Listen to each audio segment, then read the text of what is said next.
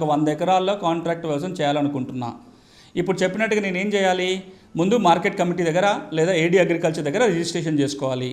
ఆ పలానా రైతుతోటి నేను ఒక కాంట్రాక్టు రాసుకోవాలి. సంతకం పెట్టిన కాంట్రాక్ట్ కాపీ మార్కెట్ కమిటీకి ఇవ్వాలి. దాని తోడుగా ఆ 100 ఎకరాలలో దాదాపుగా ₹1,00,000 విలువ గల పంట నేను కొనుగోలు చేయాల్సి ఉంటే అప్రాక్సిమేట్ అంచనా ఆ ₹1,00,000లో ₹20,000 సంబంధించి కనీసం ₹20,000కి బ్యాంక్ గ్యారంటీ కాగితాన్ని మార్కెట్ కమిటీకి ఇవ్వాలి. అంటే రేపు పొద్దున నేను కొంటానని కొనలేదనుకో రైతు నష్టపోతాడు. కాబట్టి నేను ఇచ్చిన బ్యాంక్ గ్యారంటీ డబ్బుల నుంచి రైతుకు నష్టపరిహారం కింద వెళ్తుంది. కాబట్టి అలాంటి గ్యారంటీ అడుగుతాను.